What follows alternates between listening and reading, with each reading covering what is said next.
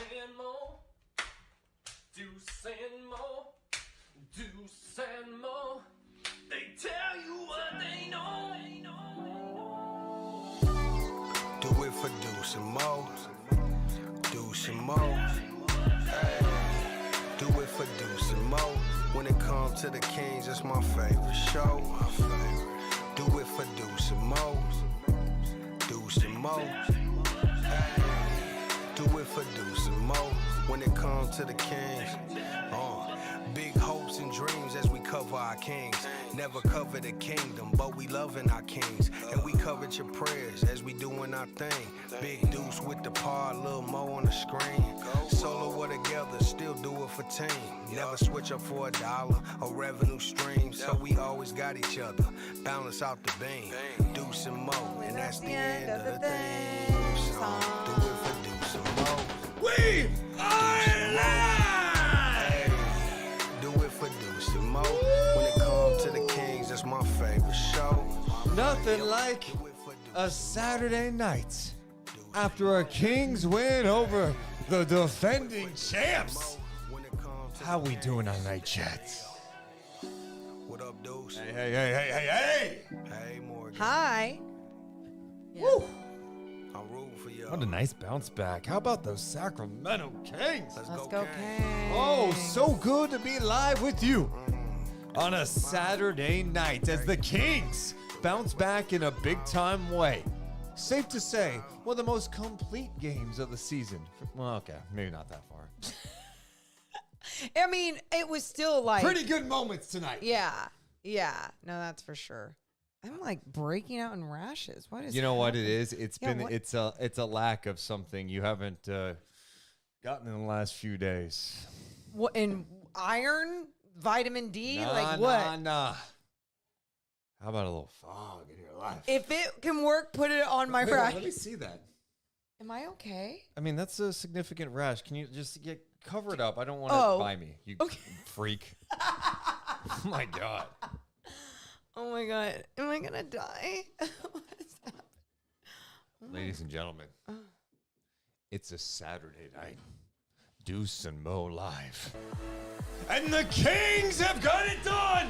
How about the win over the Denver Nuggets?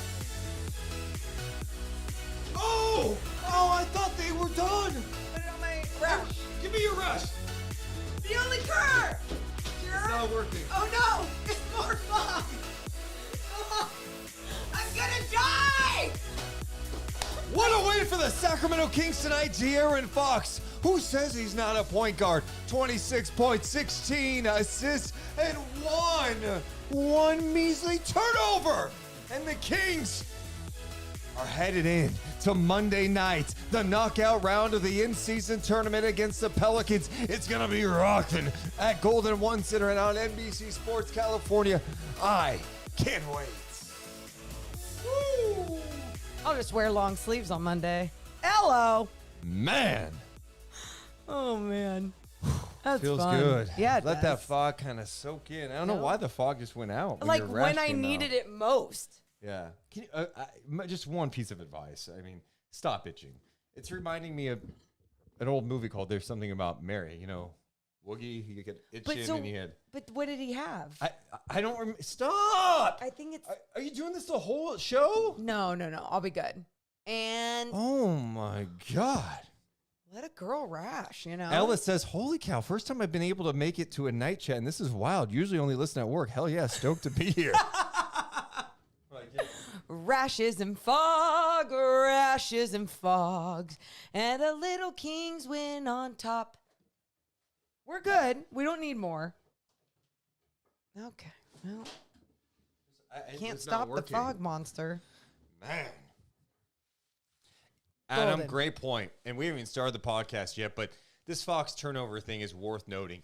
This guy is Yeah. handling the ball so much, doing so much out there. He's averaging like 2 turnovers a game. I didn't even note that on post game. I'm disappointed in myself. and we were talking. You're supposed to remember every stat possible. No, but like we were talking about his 16 assists, and like right there alone is like, yeah, he is the one that is facilitating an offense and finding guys to create the best opportunities for them without turning the ball over. Yeah, it's crazy, and I shouldn't miss that. I needed this one tonight. This felt good. Dude, can I 1 second, really quick? Yeah. Mad major props to Deuce Mason. Okay.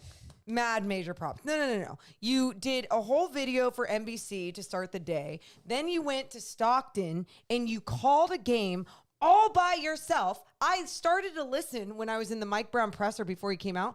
I'm just like, you're so fucking good, dude. You are so good. And it made me a little jealous that you sounded almost better without me there. And I was like, ooh, I don't know if I like this. A little scared, but not that scared. You do that, then you come back, you watch the game, and now you get ready for some more night chat. It's just, you do a lot. You do a lot, kid. You do a lot. And you're good at it. The first thing I would say to you is, I don't want to hear it. about time you acknowledge me. There we go. About time you tip your, if you had a cap to me. Thank you. And acknowledge what I do for the people. For the people. It's not a big deal. It was fun. I'll say that the worst part about not having you there Yeah. is the fact that, like, talking so much, like, my voice, I felt like I was like, oh, it's getting... Whoa. And now you're about to talk more. Don't Oh, worry. yeah. Whatever you need here, I got you. Let's see what I do need. What do you know? Oh. I know what I need. I just need one more dose of this because it's time to celebrate. Mark this down. Morgan Reagan gave me a compliment. Oh, hit the fog. Yes, I called game by myself. Yeah. Then I drove to Sacramento. Okay. I got back home in Watchbox. Okay. And Malik Monk dominate the floor. No. Okay, that's too much fog for me. And I thought you were gonna put it on my rash, but That was for Ellis more than anything. His first time here. for who? Ellis, first Oh. time experiencing night chat. Oh, Ellis. All right, biggest thing you guys can do as we get ready to start the pod is make sure to hit the thumbs up. Make sure you're subscribed. We are closing in, and maybe tonight is the night. We hit 14,000 subs. Are you kidding me?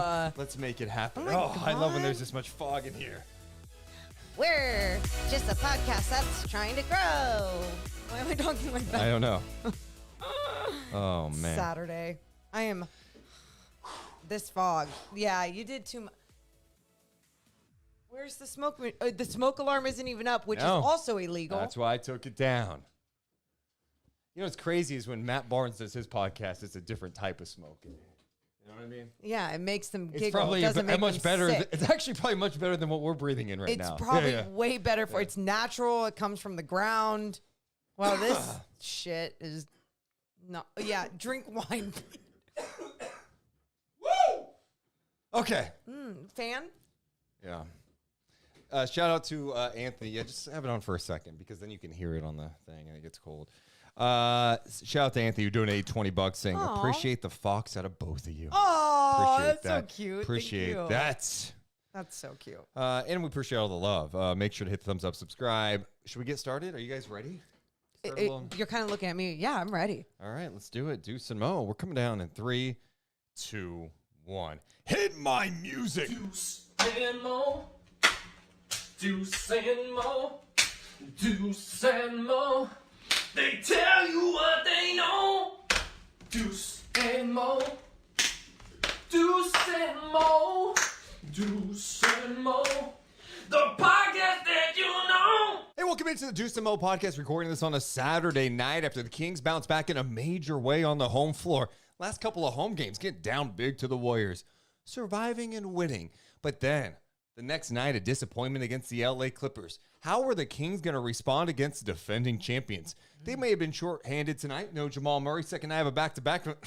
We don't care about excuses because this was just the 8th time in 18 games that the Kings had their full starting lineup together. And the Kings tonight need a team victory. They need their bench to step up. They need to step up in non-Jokic minutes. Check, check, check. And De'Aaron Fox was a beast. Malik Monk was amazing. And the Kings get a big win on the home floor, 123-117 over the Denver Nuggets. They're now 11-7 after 18 games. De'Aaron Fox with 26 points. He had a career-high 16 assists and just one, and I mean one, turnover to go along with 3 steals. Malik Monk said, oh, wait, Fox could drop 26. I'll drop 26 too. And then the Kings get a big win as they get ready for Monday. First ever in-season tournament knockout round game in Sacramento. Kings and Pelicans, bring it on. I'm Deuce Mason. That's Morgan Reagan. Each and every one of our podcasts presented by our friends over at Northwest Exteriors and NorthwestExteriors.com. How you doing, Mo? Oh, I'm so good. I'm so glad. Yeah, feeling good. A little shimmy. You got through that whole little open. No screw-ups. Well done. Well, playoff Deuce is here. Playoff Deuce is here. Morgan, I want to start with this. What? I did a video today that was played on the pregame show, I think. It was. Cool. Oh, wait. Maybe it wasn't. I don't know. It No. was out on social media for NBC Sports California. And, you know, I'm looking at the Kings and how they're playing. And the one thing that jumped out to me, and I heard you say it on pregame too, when the Kings look good this year, they look better than last year. They look like a legit team. But when they have looked bad, they look really bad. Really bad. And the biggest thing that jumped out to me in their losses was the pace. Just didn't feel like they played their game.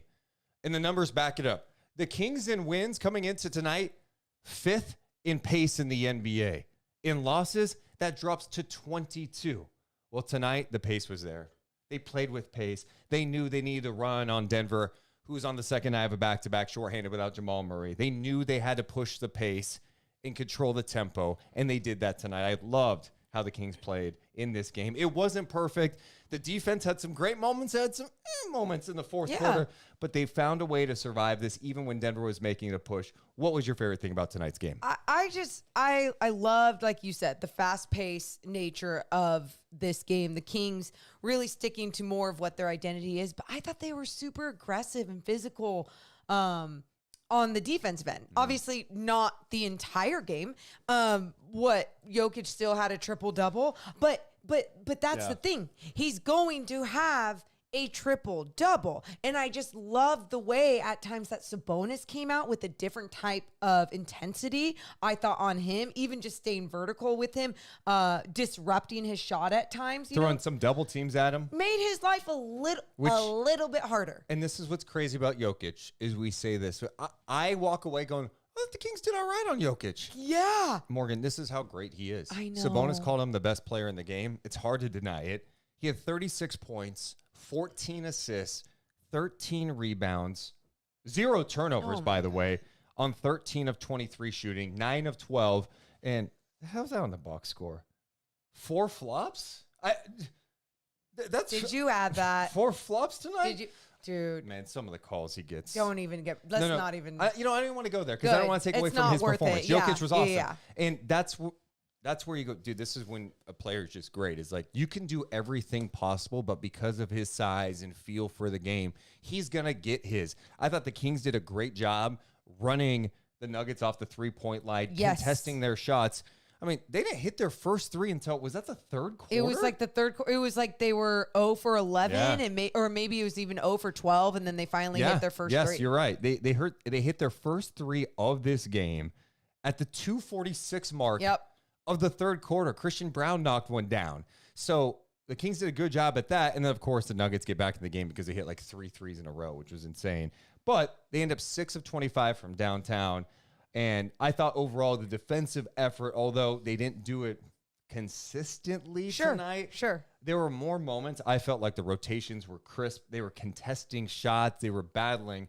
I liked what I saw. You're not going to have a perfect defensive game against the defending champs. You're just not. I mean, a lot of their team and identity is the same. And sure, would this game be different with Jamal Murray? Most likely. But guess what? He wasn't playing. It was a second night of a back-to-back. Jokic was a little bit slower, and I felt like the Kings were like, okay, well, let's take advantage of these things. You know, because sometimes the mindset is when those things are second night of back-to-back, one of their best players is out, whatever, it's like you can get casual about it. And I hate when you see that mentality, and I feel like the Kings, they went at it. They went at it with their pace. They went at it on defense. Denver's just amazing.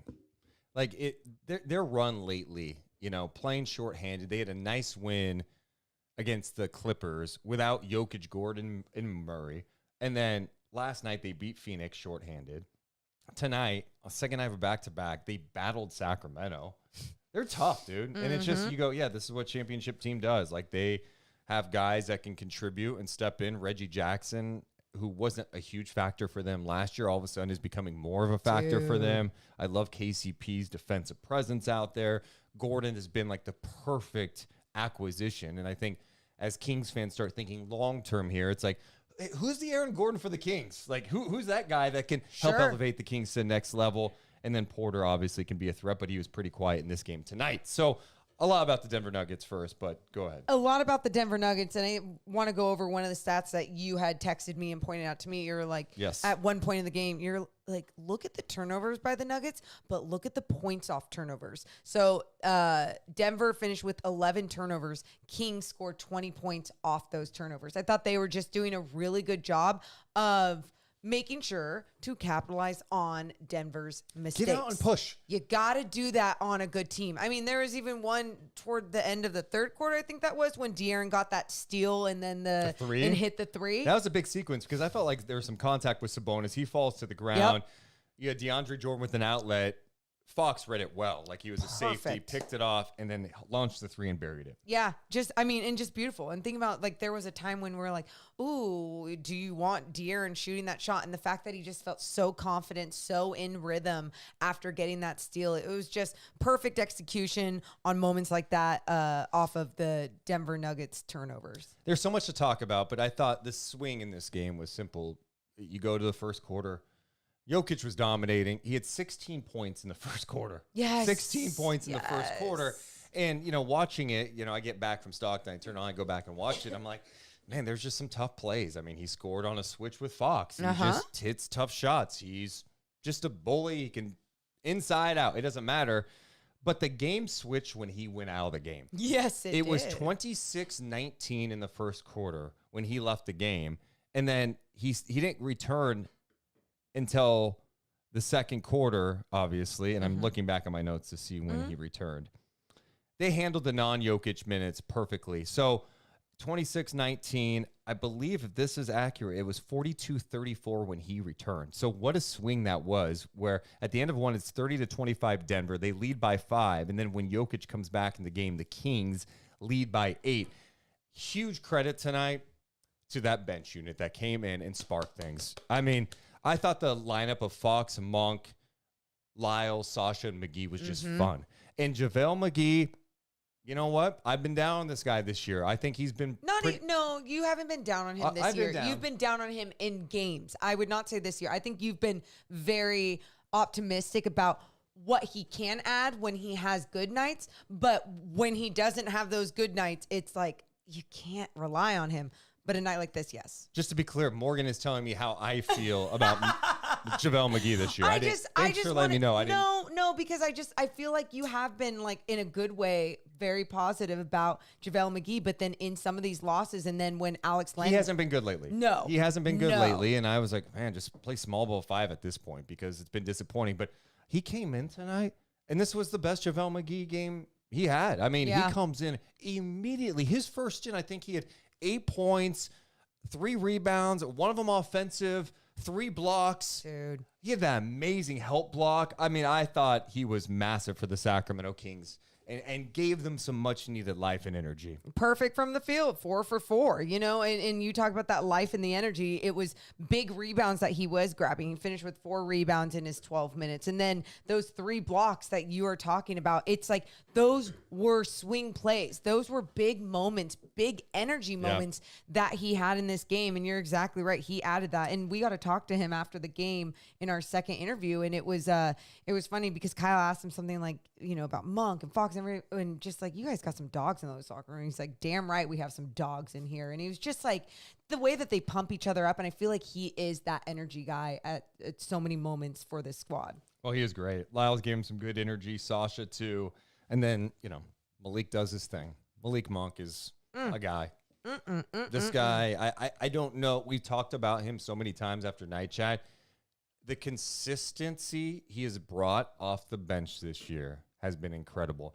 And I saw a stat tonight on the Kings broadcast talking about he's like top 10 in scoring and clutch time. Wow. This guy's Wow.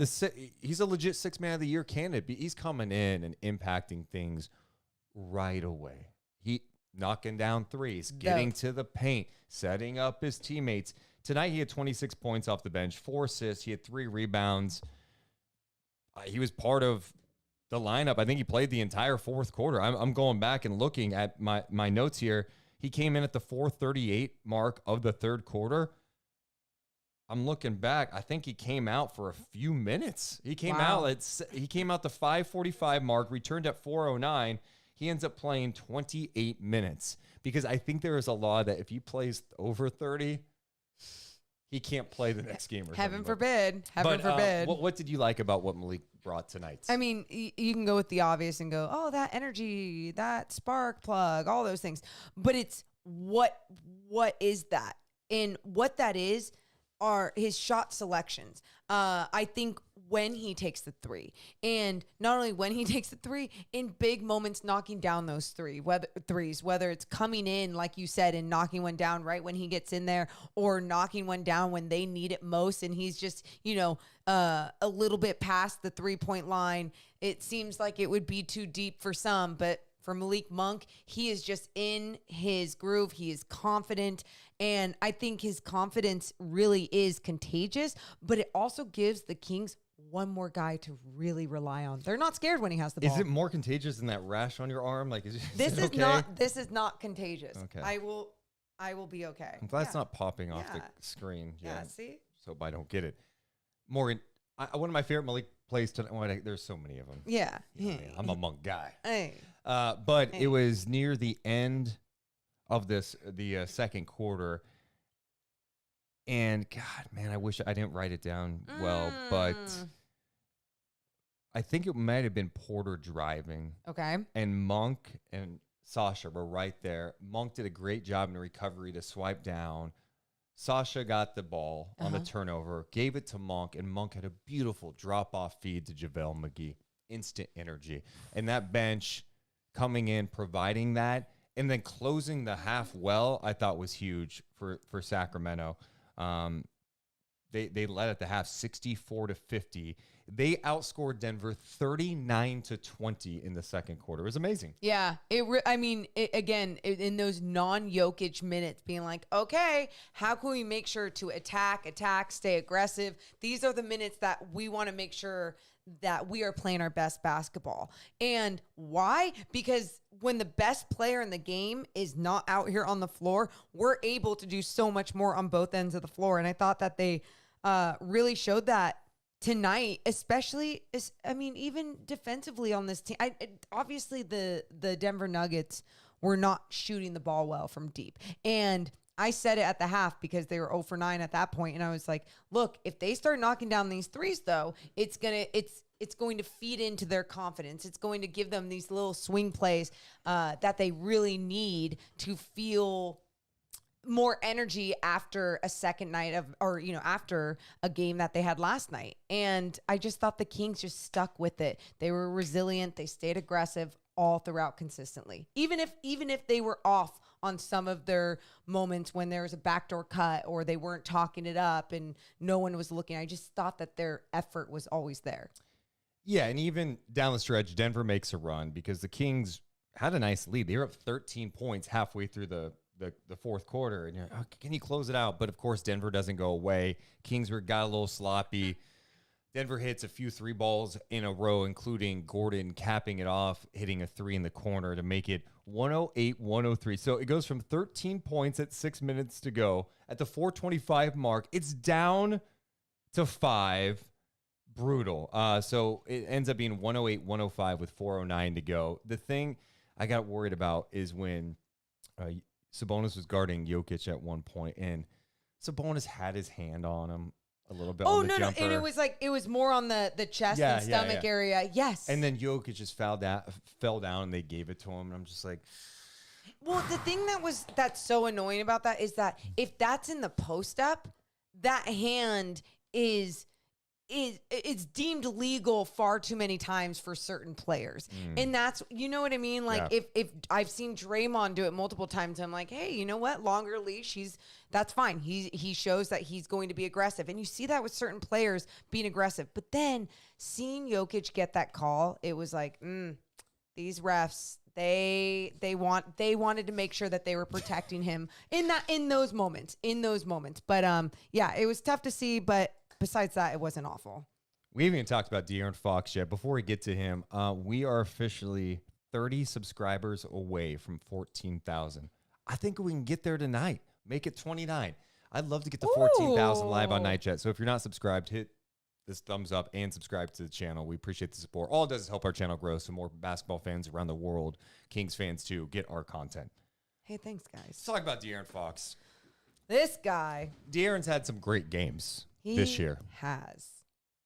Taking over games, scoring a ton. He's coming off a 40-point game in his last game.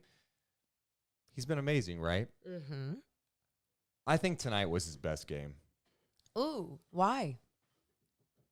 26 points, setting up his teammates. He had 16 assists. That's a career high. 1 turnover, 3 steals. The guy was so competitive out there. He was doing everything he could defensively. That's it. He's battling. He's setting up his teammates, not turning the ball over. He was clearly frustrated because he felt like he was getting fouled and not getting some calls. And to be fair, it's a pretty tough look where you get to like the final 2 minutes of the fourth quarter and Fox has not been to the free throw line. That to me is crazy. He only got to the free throw line because they were fouling him in the backcourt as the game clock was winding down. Fox was in total control tonight. This was his best all-around game. He got everybody involved. What I loved about tonight is he was attacking the paint again. He was relentless. He had one where he got deep in the paint. I'm like, there's a whole bunch of guys around you. And somehow he fires a pass back to Monk, who buries a three, a deep three. I'm like, I don't know how you saw that. I don't even know how you got there with that pass. And he was able to do it. You know, the last couple of games, I talked to you this. I might have said on the podcast after the Clippers loss, I felt like there was too much settling by the Kings. You know, like just taking. I needed him to take command. There was one play I saw in the Clippers game where Davion Mitchell missed back-to-back threes. He took a three, the offensive rebound, went to Fox. Fox just passed it to him, another three. And I went, we got to get better shots. Like, and you can talk about Davion missing the three. Fox, you're the guy. Yep. You're the leader. You're the point guard. I need you to put pressure on these defenses. I need ball reversal. I need the defense scrambling a little bit so you get better looks. He did all that tonight. He was fantastic. And the one other point I want to make about Fox, I felt like his game had more balance. Coming into this game, I paid attention to something. Why? He was averaging 8.5 3-point attempts per game this year. Okay. Last year, that number was 5. Oh, my. Felt like he was settling for threes too much. I felt like he wasn't getting the best looks from three. Didn't feel like, I mean, he was in some of these games, like especially after the injury. And I was curious if maybe that had something to do with it at times. Like, oh, why isn't he being as explosive and going? And I felt like tonight, it wasn't even about doing it in transition or it being part of the early offense. It was he used a different type of ball handling skill set tonight. And that was being able to use that push dribble and crossovers to split defenders, get between them, but then also grab the ball as it's going between them and getting his body through and being able to make the second line of defense have to commit to him. So then if they were going to commit to him, okay, well, he's either going to shoot a little midi in the paint. Okay, they're going to commit to him too hard. There's still enough space where he can take it to the rack. It was like he was seeing the game at his speed, at his own pace. And when he does that, it becomes literally unstoppable. And then you look at the 16 assists, just like you were saying really quick. It's like at moments when he was doing that and he felt the defense or the second line of defense really give him more resistance and take something away from him, he goes, cool. Well, now everyone's focused on me. I have him open. I have him open. I have him open behind me, and I'm not even looking at him. And that is where he was just incredible, including the entire team. And they weren't taking the first shot. They were truly taking the best shot tonight. Completely agreed. Fox, we mentioned the 16 assists and 1 turnover. The one other thing I want to emphasize real fast. Yeah. Playing through perceived missed calls. It gets in your head sometimes, and maybe you start looking at the official too much. I think Fox, for the most part this year, has done a great job of playing through it. In fact, I feel like it makes him angry, and he plays harder. Yeah. I just see him get in the guys more defensively. He gets mad. He's like, fine, I'm locking up. And he's still going to talk to the refs. I have no problem with that, but he's playing through it. And that's a skill. You know, that it's tough. It is. Thank you for bringing that up, because we've seen other games. I mean, what game was it? I think it was the Golden State game when Mike Brown in the postgame was talking about how Malik Monk said, you know, shut up, stop talking about the refs, stop worrying about them, like get your head in the game. And Mike Brown's like, wait, are we mad that Malik just yelled at us about the refs? And it's so true, because it is so easy in this world to blame others and allow that venting to be this release. But when you have it all pent up, how can you channel that energy somewhere else? And you're exactly right, Deuce, where De'Aaron Fox is starting to channel it, and channeled it at least tonight, was into his game, being like, F everyone, I'm going to the rack. 26 points, 10 of 22 shooting, 3 of 6 from downtown for him. The other note I want to mention, one of my favorite stats of the game. Yeah, we mentioned the assist to turnover ratio for Fox being 16-1. How about the team with 33 assists and 11 turnovers? They had 33 assists on 48 made shots. Let's go. Fantastic. Let's go. Any guesses, Morgan, who you think the rock and soul player of the game is tonight? Well, with the way that we're talking about De'Aaron Fox, I'm going to go Fox. Or I'm going to go splitsies, Fox and Monk, even though I can't wait till we get to Sabonis. Well, make your pick. You just guessed 8 people. It can't. Well, you've made it like 8 people at some point. So what do you think I picked? I think you went with the triple whammy. Triple whammy? All right, let's see who the rock and soul player of the game is. Oh, you still went with 2, and why'd you go with this photo? Because I love that photo. De'Aaron Fox, Malik Monk from their Kentucky days, and now they're doing it in Sacramento for the Kings.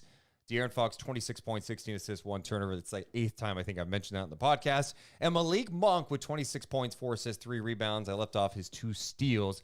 Our rock and soul player of the game. You guys have to go to Rock and Soul Diner in Sacramento. 1, they partnered with Deuce and Mo. Duh. 2, they're 6 blocks away from Golden One Center. You go there before a game, get some amazing food. They're at 10th and S in Sacramento. I just had one of my friends, Caleb, take his girlfriend there for her birthday brunch, birthday breakfast. He's like, you serious? Breakfast is served all day? And I'm like, yes, I am serious all day, every day. It's not a joke. So make sure you check them out. Yeah, 10th and S in Sacramento, Rock and Soul. You want breakfast all day? It's a place to go. They have lunch, dinner, drinks too. Oh, yeah. I'm talking about like alcoholic beverages, not just like obviously they have drinks. Lemonade, coffee, root beer, and cocktails. Anyway. What if they didn't have root beer and we just said that? Oh, God. That'd be weird. Oh, no. All right, Morgan. I mentioned Fox and Monk. You said Sabonis. What jumped out to you tonight about Domantas Sabonis' game? He finished tonight 17 points, 15 rebounds, 7 assists on 7 of 18 shooting. Thank you for asking. I would say truly the way that he came out and started this game. You can talk about the offensive end. I was very curious how aggressive he was going to be. He was taking shots. He was getting shots up. And I'm going to get to one offensive shot, or one shot that I really enjoyed from him tonight in just a second. But really quick, I want to go over to his defense. His verticality was so apparent and obvious. He was like, I'm going to try my best to make sure that these refs have no excuses, no reason to say, hey, that's a foul. And the 2 fouls that they did call, or 2 of the fouls that they did call, was the 3-point line when he stepped a little bit too under Jokic, however you want to put that, even though the borderline to me. Right. The same thing happened on the other end, and Michael Malone challenged it for the Malik Monk 3, and then it was successful. So it was that foul, and then the other foul that we talked about early on in the podcast with his hand resting on Jokic's stomach. And I just look at the way that Sabonis was so engaged and made sure to really pay attention to those details and said, I'm going to be out here for my team. I am not going to get in foul trouble. And he played with his chest for the most part. He played with verticality for the most part. And I just thought he did a great job of trying to really take away his vision. I know the doubles were thrown at Jokic as well, and that also helped disrupt things. But truly, I felt like when Jokic had Sabonis on him, it was finally like a little bit of a slowdown at times. And then when someone else would come on him, he's like, turn around baseline jumper. So we keep talking about Sabonis against these great bigs in the league, and I'm not acting like he stopped Jokic at all. I am just saying that he did. You can't stop Jokic. He did pretty damn good tonight on defense against Nikola Jokic. There's not a player on the planet who could stop Jokic. Nope. So, and he's seen everything. So, yeah, I agree with you. I thought I was a little concerned early with Sabonis because he missed some stuff around the rim. Where I'm like, dude, you're in a funk right now. He came into the night struggling the last few games. Yeah. And another guy where I was looking at his numbers in Kings wins versus losses. In wins, 21 points, 12 rebounds, 7 assists per game. Yes. In losses, drops to 15 points. Ooh. The rebounds at 11 and 6 assists, so still good there, but the scoring was down significantly. I thought tonight he fought through those early struggles where he's just missed. It's like, no, you got to keep playing. Like, don't be tentative, because he wasn't missing necessarily because there was some amazing defense. He missed some good looks, and there was a couple nice defensive plays. Whatever, you got to keep playing. He started 2 of 7. Mm-hmm. He ended up 5 of 11 in the second half. Yeah. So he definitely responded. And actually in the second half, he had a double-double, 10 points, 11 rebounds, 4 assists in just the second half. You're right. I just thought he was active. He was battling for rebounds. Jokic is one thing too, but when he's trying to get rebounds underneath, I felt like that's where the Kings needed to help him out more tonight. Dude, like, he's got to deal with Gordon too. Yeah. Aaron Gordon is a freak athlete. He's strong. He's physical. There's a lot of length on this Nuggets front line. And really quick too, when you just mentioned that Sabonis started 2 of 7, I appreciated that he was being aggressive. Yes. And that was the thing about it. I was like, I don't care right now. He'll get it together. And he did end up getting it together. And on top of that, the one shot that I just really quick wanted to talk about, it was this in the paint turn around. On Jokic? Yep. Turn Was that around, jab step? fadeaway jumper. Yeah. It's a fadeaway jumper. And the reason why I mention it, because yesterday at practice, he was doing that at the end of practice for like an hour after practice. He was doing it for so long, and we had to wait for media availability from him. And now I don't give 2 shits I had to wait, because it ended up being a perfect shot for him tonight. I think he pulled it off once or twice, but yeah, I love that he knew he had to adjust his game to the long arms that were going to be in there. Yeah, and I think sometimes he wants to go bully ball against some of these bigger dudes, and it's hard. I personally think, and I have no evidence to back this up. Okay, purely, this is just some evidence. This night, there's no real evidence. I'm going by truly my eyes. Okay. You can push back. You guys in the chat can push back. Oh. I feel like he's a little smaller than last year. I don't feel like I don't know if he's lighter or he's just got a little more lean muscle out there. He's still strong. He still can play physical. Sure. Maybe that's hurt him a little bit when he's trying to get physical inside the paint. I think it's helped him defensively, though. I think he's moving better defensively. Interesting. I think in and pick and roll coverage. His strength is still there, though. His strength is still there, but he just doesn't seem as strong to me. And again, look, the guy's putting a monster number still. I'm not even hating on it. I just feel like, well, maybe like and he struggled at times against bigger dudes anyway, but maybe struggling a little more because of that. Just a theory. I think there's just a part of me that I'm like, he's so strong. Like his strength. I feel the same way about Trey Lyles. I'm like, those guys are just strong. There's people out there who have the big old muscles, and it's like they can't even bench press 150. I don't know what people bench press these days. 150 pounds. Well, you get in the gym with me, you'll learn about bench press. But like, okay, and like honestly, Deuce, I'm just gonna be honest, you're not like this yoked guy, but you do have a lot of strength. And I know that because of ESAC Fitness. You want to see yoked? See yoked? Okay. We're all grossed out right now. Kidding. I won't take off my shirt. And everyone knew you weren't going to do it. You won't. But I guess my point is, I see what you're saying. I I personally, I'm not going to look too much into that with that, him in that position, because I think you're exactly right. I think he's moving better. And it's like, shit, like he might not be your ultimate big. He can't do everything. He's not going to just all of a sudden grow in size and become the Hulk. Like that's not going to happen. So he is what he is, and he can keep getting better and better at what he is. You have any more on Sabonis? I had a Fox Monk note I forgot to get to. I want to mention please. because I was talking about Sabonis' second half numbers. Fox and Monk in the fourth quarter combined for 21. Fox had 10 points, 5 assists in the fourth. Monk had 11 points. Pretty impressive stuff. I have some more numbers I want to throw your way. I'm throwing a lot of numbers today. I did like thank you, because I did not throw enough numbers on post game. So please keep the numbers to Deuce. Pace is a big one. I talked about. Hey, I want to see faster pace. The Kings' pace tonight was 107.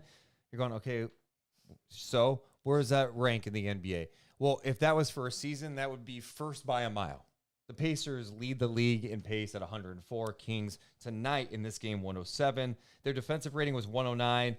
That mark would put them for the whole season top 5 in the NBA.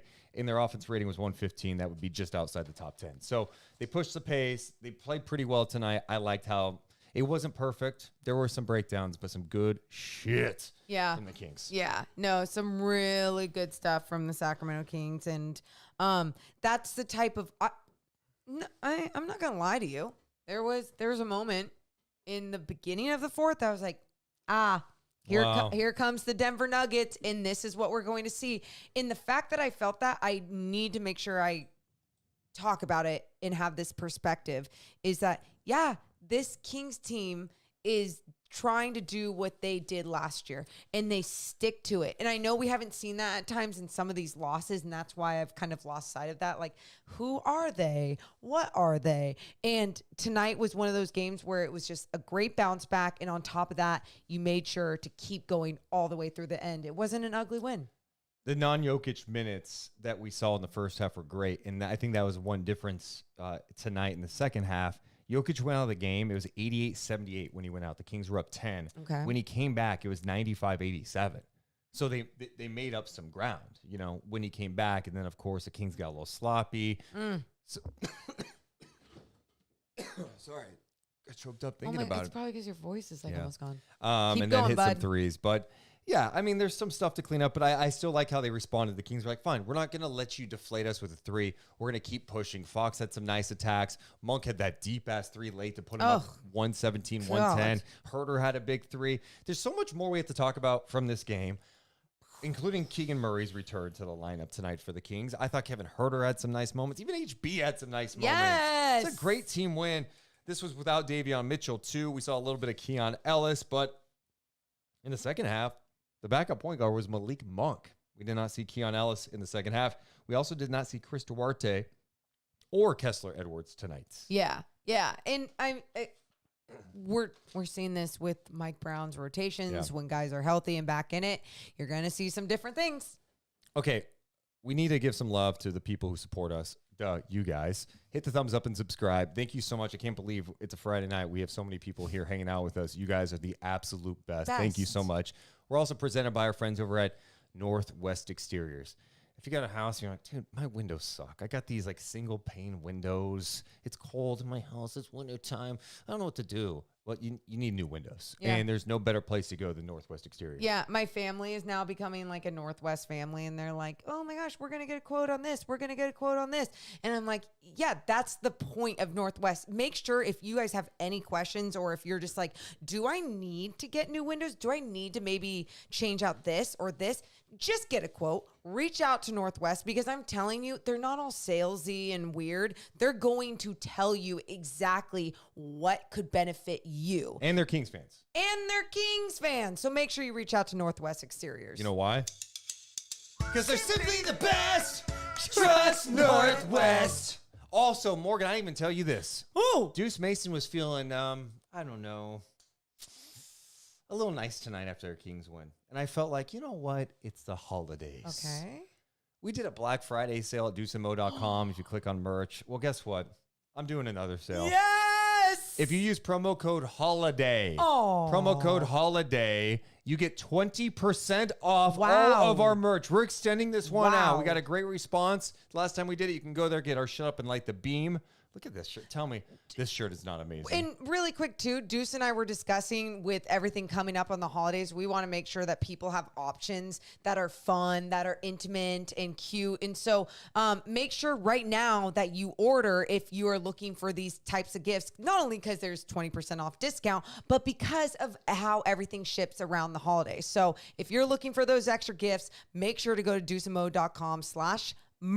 And by the way, I just showed the earth tone hoodie the other day to somebody, and it has sold like 3 different times, and now I need it in every color. Yes. Round, beige, green. So go to deuceandmo.com and click on merch. Actually, not /merch. Click on merch, and you can see all of our merch. I just dropped a link in the YouTube chat as well. So we appreciate your support there. Also, shout out to a New York Times bestselling author, the one and only T.R. Reagan. Yes, you're going, T.R. Reagan? I recognize that last name. Yeah, it's Morgan's mom. She's a New York Times bestselling author, and she writes amazing thrillers based in Sacramento. Holidays, you need a gift? Support a local author who's made it big. Self-published. Her books are sick. They're dark. They're twisted. And you're going to have a tough time putting them down. Well, and they're all based in Sacramento. I said that. I just said that. Well, I just said that. Well, they're all based in Sacramento. And seriously, I just started reading all my mom's books 15 years later. Please don't hate me. Please don't hate me. Millions of people have already read her books, and they're so damn good. So like Deuce said, if you're looking for a gift, make sure to go to Amazon.com or trreagan.com.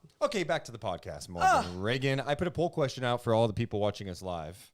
Yes. I said, does this win make you feel all better? The options, yes, great team win. No, Denver doesn't have Murray. And a little bit. Well, how do you feel tonight? Does this one make you feel all better? When you put all better, it makes me feel better. Okay. So I'm going to say, yes, it makes me feel better, but that unfortunately is not an option. Well, yes, great team win. 77% of people saying, yeah, it's a great team win. 15% say a little bit, and only 8% of the people voting say, no, Denver didn't have Murray. I mean, even without Murray, you still have the best player in the world out there right now with Jokic, and I'm just like, hey, you can find a way to slow him down as he gets a triple-double. It's still a good team win. Keegan Murray returns action tonight after missing, 4 games. He was back in the starting lineup. No minute restriction for him, according to Mike Brown. Before the game, he played 23 minutes. He had 8 points, 5 rebounds, 3 of 10 shooting, 2 of 5 from 3. What did you see with Keegan Murray? Slow start. And when I say slow start, he's just coming back from injury, right? Yeah. So I was like, okay, are we not going to see a lot of him? There was no minute restriction. But I was like, if he has a slow start, we've seen it from Mike Brown before. It's just he wants to win the game. You look at how he finished with 24 minutes, the 8 points, like you mentioned, the 5 rebounds. I felt like he did a good job of really finding his groove. He ended up 2 for 5 from beyond the arc, and the 2 threes that he did hit were big threes. I felt like that with a lot of the threes tonight. They were just daggers, just one more 3 to make sure to keep that space so the Nuggets weren't going to get back in there. Just the perfect timing, efficient shots, or efficient shot selection from this entire team. But yeah, it was great having Keegan Murray back. Keegan, I thought, had some nice moments in the third quarter where he got a quick 8 points. They ran a dribble handoff with him and Sabonis, which was great. Knocked down a 3. I think it was his first 3 of the night, his first made shot of the night. Then he had that amazing, showing off his handles a little bit on Aaron Gordon, created space with a little step back 3 in his face. And then he got a little sloppy. I think there were just some miscues he had, and I think Mike was like, look, I'm trying to get this win tonight. Sorry, Keegan, you're not playing. I'm trying to look back at my notes to see when he came out of this game. Mike Brown pulled him at the 4:09 mark. He ended up putting Malik Monk back in, so they went Fox, Monk, Huerter, HB, and Sabonis down the stretch. But I still think Keegan did some nice things out there defensively, which is going to be huge, and offensively he's still struggling. To be honest, knocking down a shot. He ends, like I said, he ended up 3 of 10. But I think he'll be fine. That and it just being his first game back. Because I was curious about this. I wanted to ask Mike Bibby this, but there just wasn't a lot of time. And it's like, you know, you see with some players, their bounce back performance after an injury, it's like, ooh, they were excited. They had it built up. They were ready to go. And then with others, it's like, oh, they need a few games. And I feel like for him, it's like he had some nice moments like we've talked about tonight. And it's all about having a big game against the Pelicans on Monday. Someone hit me up on Twitter, I think yesterday, and was saying, hey, can you and Morgan give Kevin Huerter a little more love? And I'm like, well, I feel like we have. But I even thought tonight Kevin was really good. 16 points. He had 6 rebounds, 2 assists. He played 30 minutes. You know, by the way, 6 of 10 shooting, 4 of 6 from 3. Yeah. I think Kevin is on a really good run right now. And yeah, we can talk about the shooting. I think since those early season struggles, Yes. the guy's been pretty locked in, like defensively. Yep. He's been rebounding well. I don't even know what he's averaging on the season rebounding. I'm going to look now, actually, because now I'm intrigued. But it's got to be up near a career high for him in rebounding. And as you look at that, too, like he's been killed on a few back doors, but so have other guys, too, you know? And I think besides that, those little moments, he has been locked in defensively. He has been more engaged in understanding of like, okay, well, if I get these deflections and if I'm talking it up, I'm going to have a role on this court at all times. What was it? He's averaging on the season. Well, this isn't update. I think he's right around 5 rebounds a game, which would, you know, last year he was averaging 3. Wow. So crashing the boards, being more aggressive. Yeah. And you're exactly right. It has been more noticeable. It's like it's about doing the little things. And I feel like he is focused on doing those little things besides just being like, all right, what can I accomplish on the offensive end? Obviously when we saw those threes not being knocked down and now they're starting to fall more, but he's also doing so much more on the offensive end and he's coming off DHOs like just so perfectly off of Sabonis's shoulder, where it just creates the perfect amount of space for him to get the best shot that he needs. he'll hit the midi too. That's what I'm saying. It's been really good. Yeah. They got to get Keegan out of the shooting funk. Hopefully he can get He'll be that going, fine. like you said, Monday against the Pelicans. We got to talk about that game for sure. The other thing I wanted to mention, you know, we went to practice yesterday, and a big topic was the offense, you know, because the offense at times this year, when it's looked great, and when it's been bad, kind of like the Kings and losses, right? And Sabonis was talking too about this, and he was just saying, you know, we're doing different things still. Like the last 5-6 games, we've been so focused on finding mismatches. Yeah. Mismatches, because that's something in the playoffs that we're going to have to do a better job of, right? It's not just about teams are going to take us out of our offense and doing what we want to do. So we need to attack some of the mismatches that we're going to see out there come playoff time. And he said, because of that, it's like the pace has slowed down a little bit. We're thinking too much. But he also made a point of like, but we have to do this. We have to go through these things. And Mike Brown had, I should almost find the video of it. I don't know. It might be too hard, but Of him breaking it down of. Well, he was talking about what he wants to see, but the other thing he was talking about, I was talking about the challenges of like, you know, dealing with the frustration when the offense isn't going well and your team's thinking, can we just go back to the old shit? Can we just run that? And he was like, we won 48 games last year. Oh, yes. We got bounced in the first round of the playoffs. It was okay, but I'm not here to get to the first round of the playoffs. Mm-hmm. And I was like, God damn, he just dropped last year was okay. Like it wasn't good enough. And it's great. But like what I love is it's not a fake mindset. It's not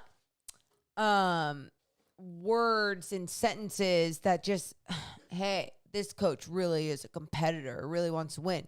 He truly believes that. And that is the correct thought process of what they accomplished last year. And we, as fans and people that cover it, that saw the leap, we are allowed to feel all these feelings that we feel as well. But I love that is his mentality and that he knows like, like we could continue at that same pace and be a good team and be a first round playoff team and just do what we did last year.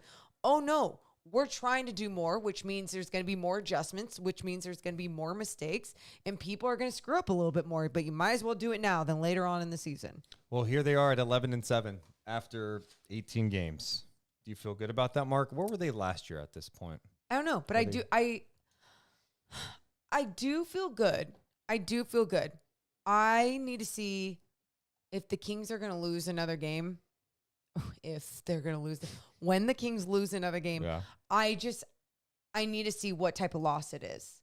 I'm very curious. So last year, the Kings did not get their 11th win until November 30th against the Pacers. They were 11-9.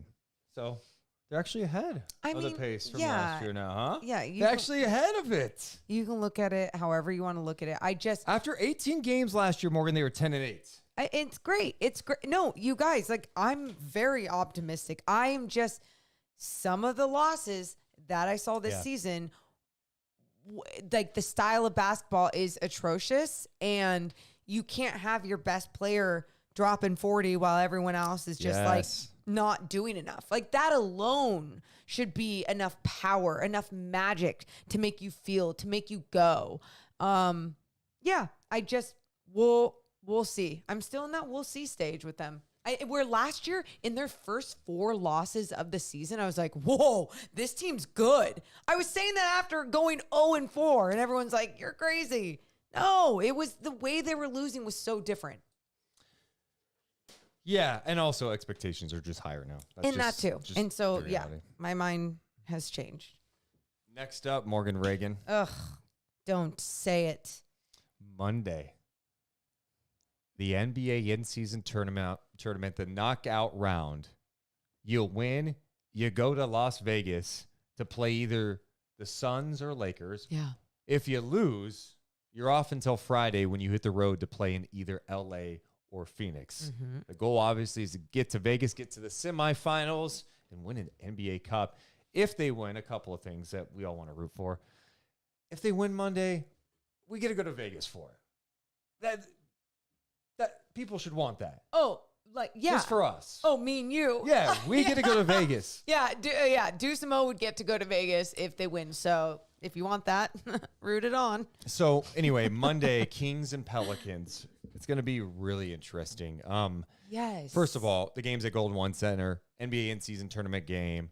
You win, you advance. The game's going to be on NBC Sports California. I just want to make that sure you guys know all that too, because you can watch it nationally on TNT. Cool. Absolutely. But 6:30 pregame, you're going to be on it. I will be. You'll have a hit as well. Sure, but you're on it with who? I'm not positive. Okay. But I think I'm an analyst. I think you are too. So that game's going to be on NBC Sports California. So you can watch it there. 6:30 pregame, 7 o'clock tip for that game. The Pelicans own the Kings in the first 2 games, and the Pelicans have some players back now. They got Trey Murphy back, and he came back in his first game, I believe, last night, and was really, really good. Just want to double check. Against the Spurs or Chicago? It was the Spurs. And then tonight, the Pelicans actually lost on the road. They lost 124-118 to the Bulls. So a tough loss for them. Brandon Ingram, Zion had big games. I'm looking to see if they played. It was a back-to-back, so they did not play Trey Murphy or CJ McCollum tonight. I imagine both those guys will be back in the lineup. Yeah, I mean, those first games we saw against the Pelicans in New Orleans were awful. Mm-hmm. And, I think it's a really bad matchup for Sacramento. It doesn't mean they can't win the game, but they had zero answer for Zion. Yeah. Keegan Murray wasn't a factor because he ended up leaving in that first game. So they had no one that they felt comfortable throwing at Brandon Ingram. Yeah. I don't know, man. Trey Lyles being back should help. But he was back the second game? He's back one of those games. I remember him being back. Because I remember him hitting some threes. Yeah, it was the second game, I believe. Yeah, it was the second game where they made a little run at the end, I believe. Yeah. So it was a better game, but where it wasn't better on the defensive end, it was shit. It was pure shit. It was awful. It was ugly to watch. I go, okay, we just talked about it tonight. How do you stop Jokic? You don't. You slow him down, right? And he still got a triple-double, but you slow him down. It slows down the flow, the rhythm for the entire team, the identity of the team, and you play your game. The Kings weren't doing anything like that with Zion, and I think if they really make sure to not give him those easy line drives to the rim and slow his game down to another level, then sure, they have to worry about BI. They have to worry about other guys. But I think it starts with Zion. It does start with Zion. I think the biggest thing was for Zion is you got to make him work. Yeah.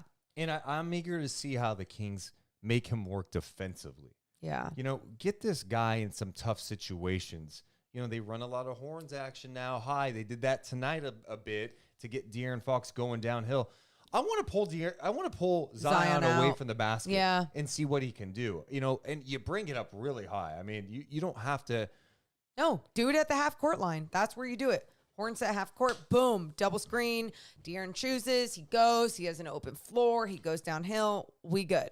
And move the ball around. But the problem is, to their credit, what they did such a good job of last game is they picked Fox up full court. Dyson Daniels is long. He gave Fox problems. Yes. Herb Jones is long. He'll give De'Aaron Fox problems. Yeah.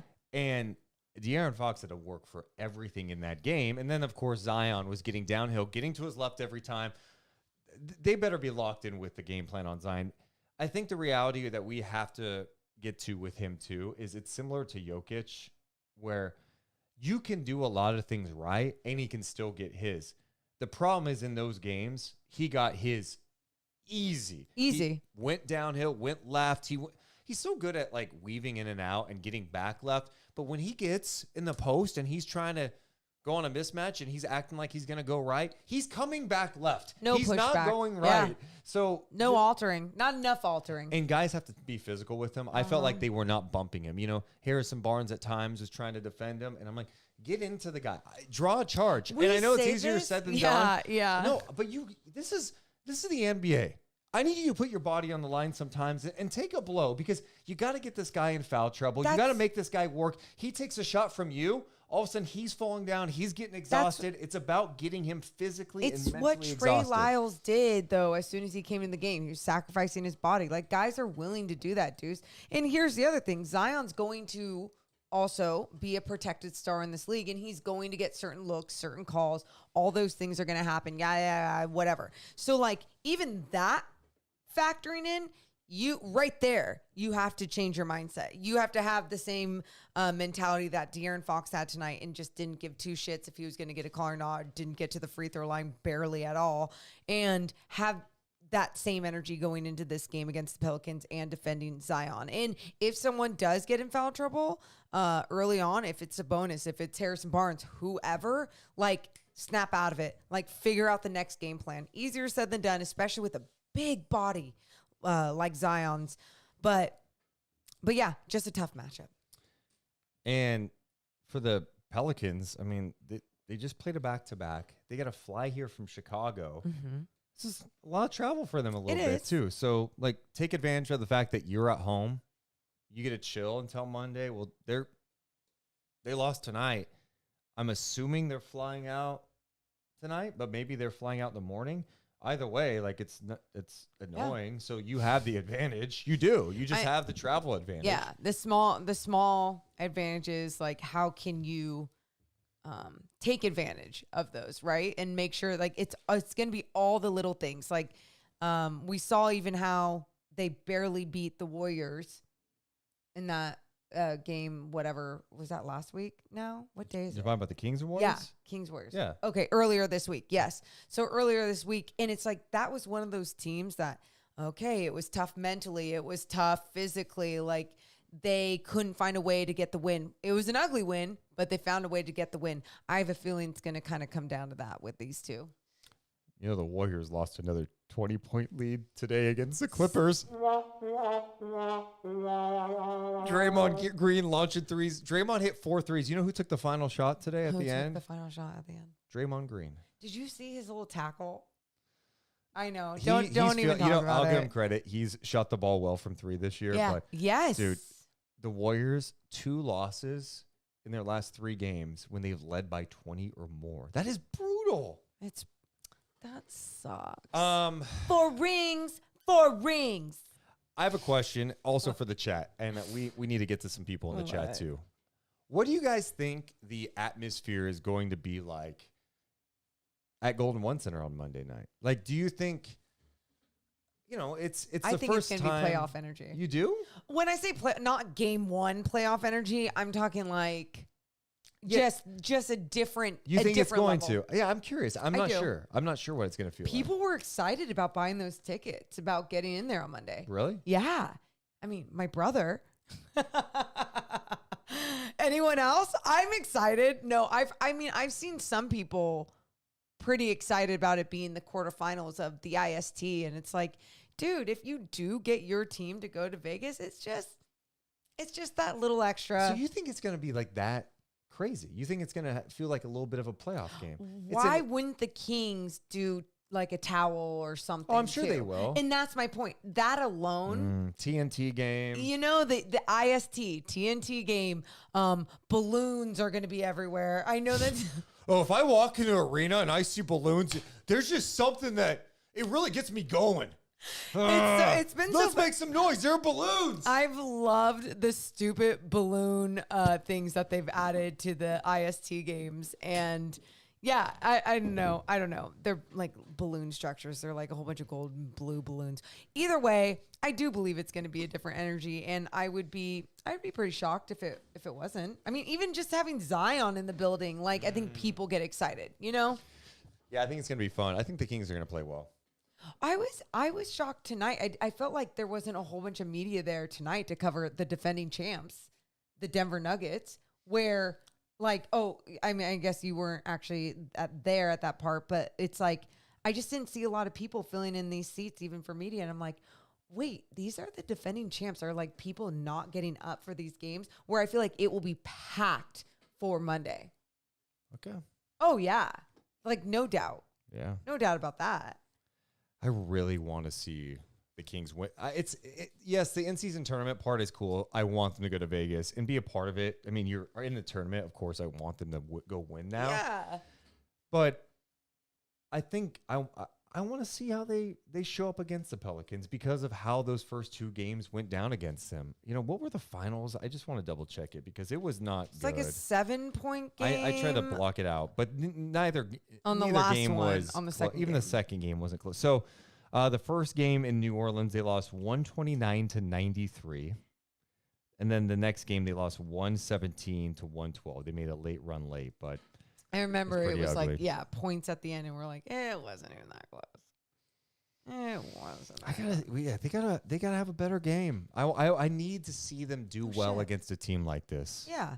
No. Did you just say no shit to me? I mean, I'm just having a conversation. No, you son of a bitch. you know what?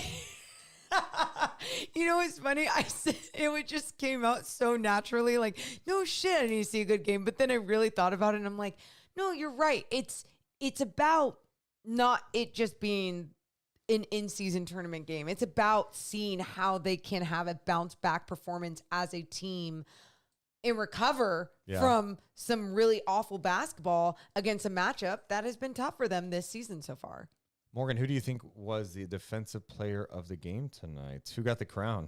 I saw it. I just saw it in Discord. Shout out JaVale McGee. Hey. Oh my, dude, his hands are so. Look at his fingers. It's the claw.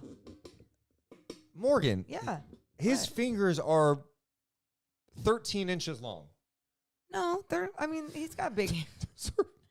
Dude, those are the biggest hands I've ever seen. I mean, he's a big guy. Oh my God. He's a Insane. big guy.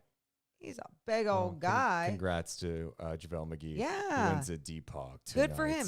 And he deserved it. He brought in that spark. He had those blocks, big blocks. And his presence was felt.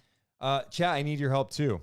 Oh. What do you think is the Sharif Jewelers moment of the game tonight? Kings win 123-117 over the Denver Nuggets. Is there one moment that sticks out to you that we could write down and put in our big old moment jar that is looking kind of cool now with all these moments? This will be moment number 18 we're adding. I love this for us. Yeah. All and right. while we get some, I want to read some of the chat.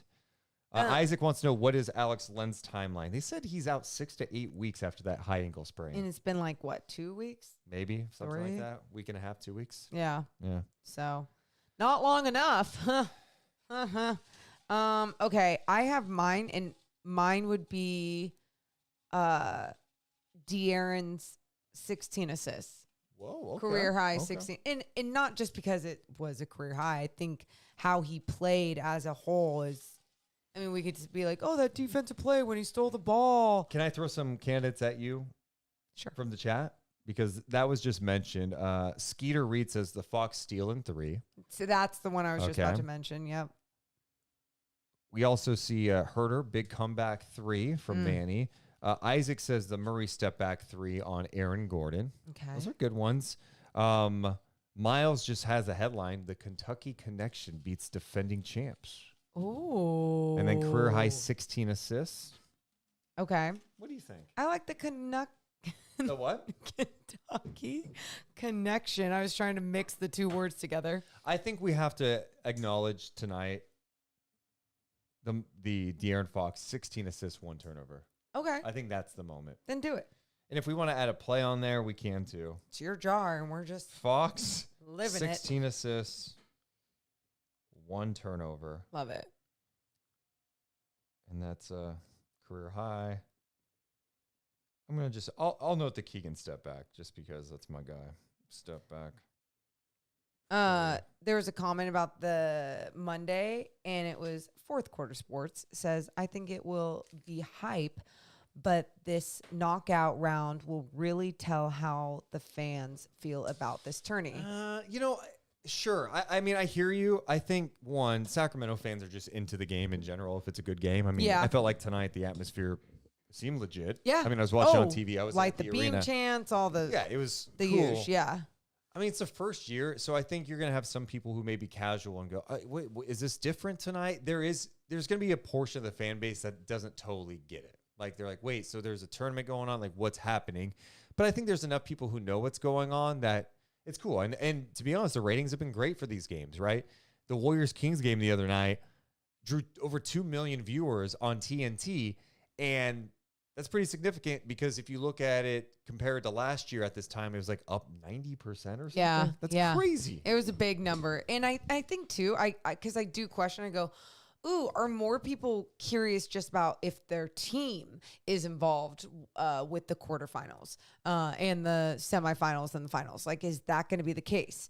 And I know for me, I'm going to be watching it all. Like, I want to tune into it all. If it all makes sense with my schedule, it's like those are the games I want to tune into. But I'm curious how other fans or other Kings fans would feel if like the Kings were knocked out. Don't say that. I know. Okay, sorry. Yeah, you know what? And if the Kings are knocked out, they don't play again until Friday. In some regard, I'm like, that's not bad, you know? Oh A my little break in the middle of the season. But I'm gonna I'd sleep much all rather go day. to Las Vegas. Who would you rather play? Who would you rather play in Las Vegas? The Suns or Lakers in the semifinals with the chance to go to the championship game? In some ways, the Lakers. It'd be fun to beat the Lakers. And then Yeah. who do you want to play in the the championship? Pacers. Come Dude, on. Could you guys just imagine if we had Kings-Pacers NBA Cup? Oh my God. That's gonna be the whole thing is who's better, Sabonis or Tyrese? And it's like, what? This game settles it. We have to be done talking about it. Isn't that what you said the other night? That's yes, that was my angle. Yeah. Who the winner? If Kings and Yep. Pacers play, This quote. the debate has to end. We are not allowed as a basketball world to ever talk about the trade again after the NBA Cup. Morgan Reagan signed. Yeah. No, I would love it. Well, I know. You know what I would love? There's multiple reasons. One, Why? the obvious. Tyrese Sabonis. Oh, no, I was just Kings Pacers is fun, right? No, I'm just kidding. Tyrese Sabonis. 2 really exciting teams. Uh-huh. Obviously, the Fox, Sabonis, Halliburton thing. Yeah. 2 really exciting teams, and I think it'd be funny because the NBA would have like 2 small market teams, and they'd be playing Their on worst ABC nightmare. for the in-season tournament NBA Cup. I love it. I love it. It would be really It's- fun. for basketball fans, like, you love anything, and I Yeah. think that would be great. And for anyone that's a cash, go watch another game. Screw you. What's the one matchup you think the league does not want for the NBA Cup championship? I actually Who think else is? I would have to look at my bracket. you've got the Knicks and Bucks. Okay. I'm sorry, the Knicks and Celtics, right? I'm trying to remember the See, East. I see, thought I see. had it. I think it's Knicks, Celtics, Bucks, and Pacers in, right? NBA in-season tournament. And then, of course, you've got the Suns and Lakers, and then the Pelicans and the Kings. Okay. Did I make that up? There we go. Okay. Yeah. Here we go. I Okay, got the thank full God. bracket. Okay, I'm boom, like- boom. Here we go. Yeah. Bucks and Knicks. And then Okay. Pacers take on the Celtics. And then, of course, the West games. I think the worst possible scenario for the league Would be Pacers Kings. No, it would. You know what? I don't. Pacers Suns. The one that they want, the one they would do anything to have, Lakers Knicks. The big you markets. think Knicks? It or wouldn't even be Celtics. Milwaukee? No.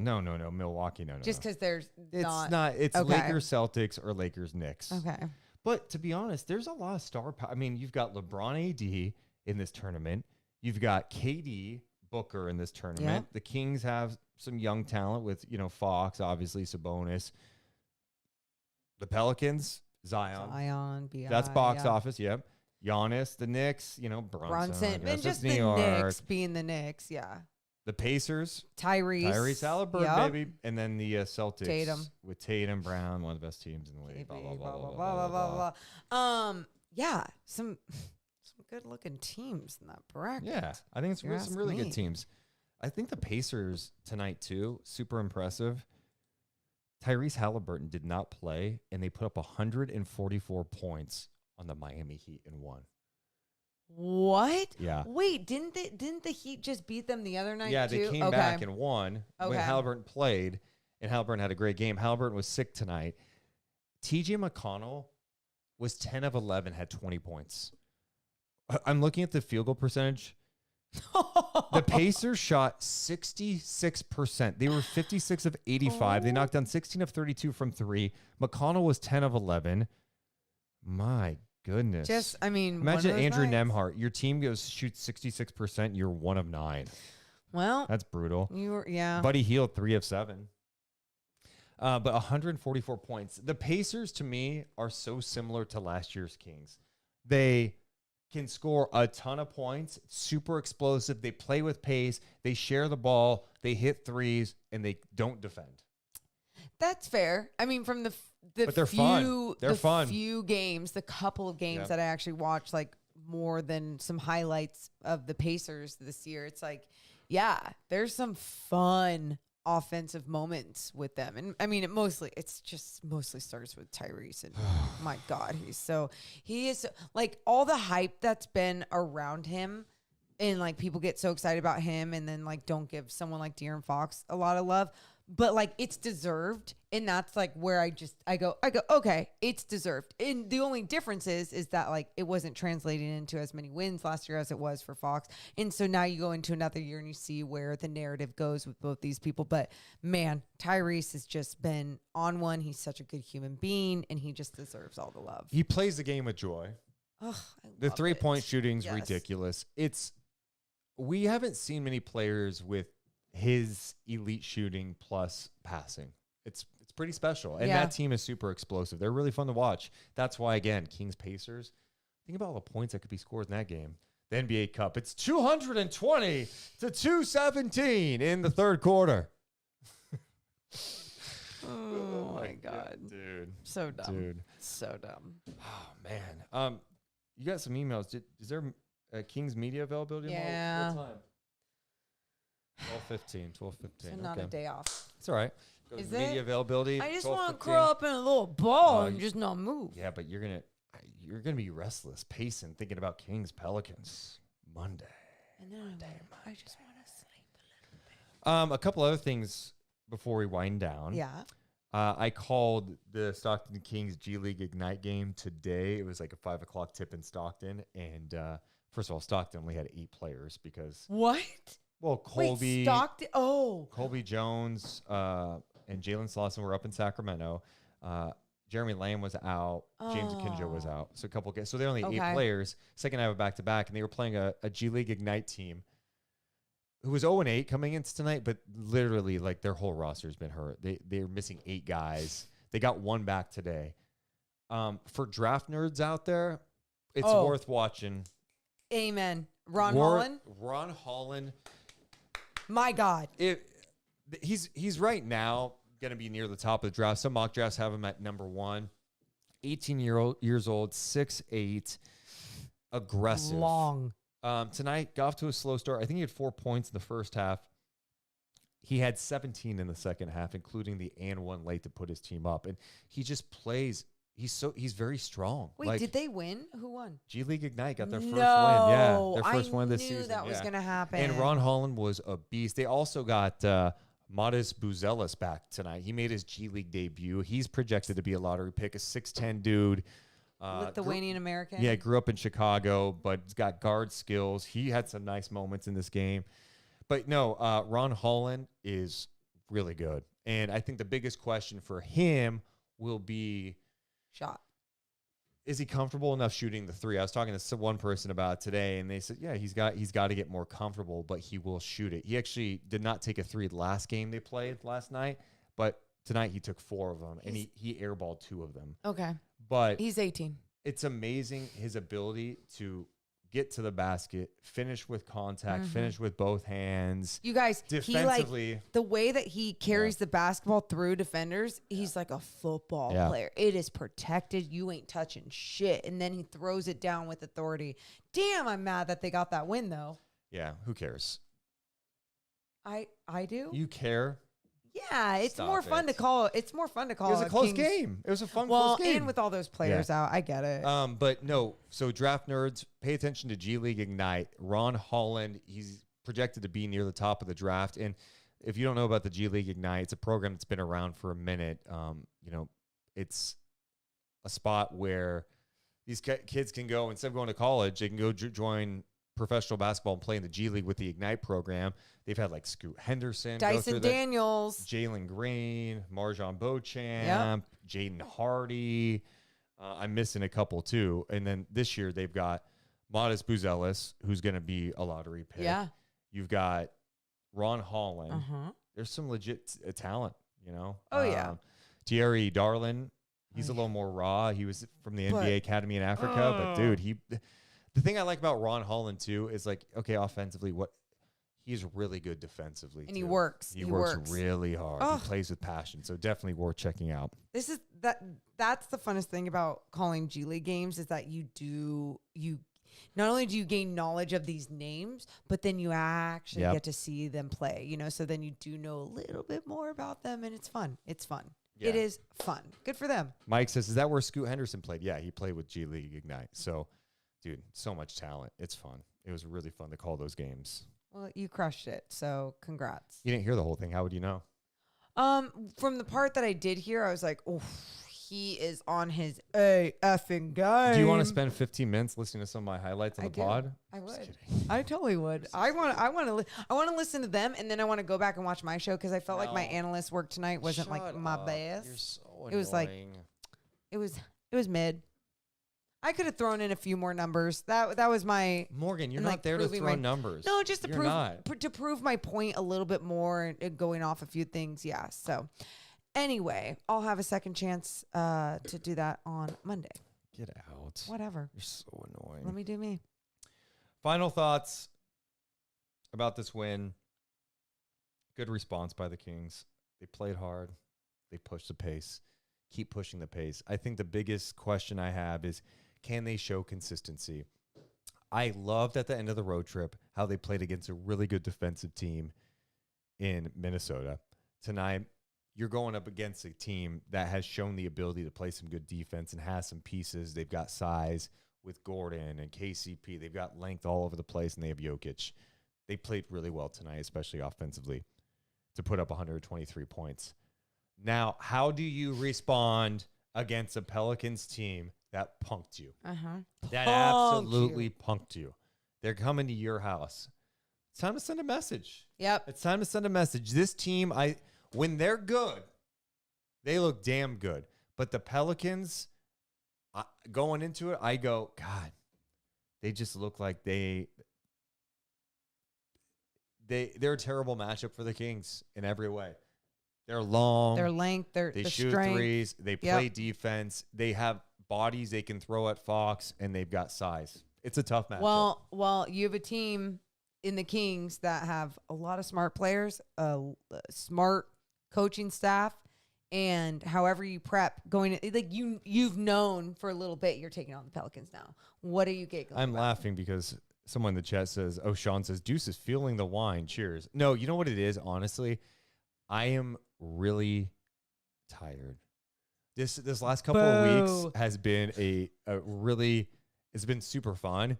This has been like, oh, the season's really here. Where there's back to backs, there's games, Dude, there's G League games, there's perspective, prep, there's though, practice. we are I love it. I'm so happy. And that's what I was gonna say. I think I'm just tired. We're so much happier than last year that it's like it's a fun time. It's like the loopy tire. It's like, Yes, oh, yeah. I can't I'm wait loopy to tired. lay horizontal and just like go to bed. But also, I can talk about this for hours, you know? Yeah. So that's the vibe. So thank you for being on the same vibe, hopefully. Yeah, it's fun. It's you know, and we put a lot of time into what we do because we're super passionate about it. And this is our season. This is like, we're in it now. It's fun. So we'll probably, because there's practice tomorrow, we'll have to do what to watch. And I'm just kind of like saying this out loud. What to watch, and maybe even a little extra something. Yeah, just so you guys know on the audio side too, we're dropping content constantly on our YouTube page, youtube.com/@DeuceandMo. We drop practice sound. We have been at every single Kings practice this year. Literally every single practice from training camp, every single practice. And we drop video after, and we'll maybe do some practice thoughts tomorrow. And of course, we'll do a preview of the in-season tournament game. So if you're not going to get that in audio form, so I encourage you to check out our YouTube page as well. Any other final thoughts for you, Morgan? I've given my final thoughts. What do you have to add? You're all amazing for just being here on a Friday night, hanging out with, or Friday night. Hey, We've said that a couple of times, I think. did we say Friday night? Yeah. What? You know what? Friday, Saturday, same freaking vibe. You know what I mean? But seriously, and so many fantastic people coming up to me at the game with "Shut Up and Light the Beam" shirts. A few of them chanting "Sasha, Sasha, Sasha." I'm glad you brought that up. Why? Because Kings Herald posted this, and I know they've been pushing this. Kings Herald has had a couple people pushing this of a new Demonis Sabonis chant. Oh, and it's not the one that they're trying to push? It's one they've been trying to push. Oh, Domantas Sabonis. Yeah. Wait, I told you about this. I know, but this, I guess they posted that's really kind of starting to, like, people are catching on now. So let's see. I haven't heard this yet. Did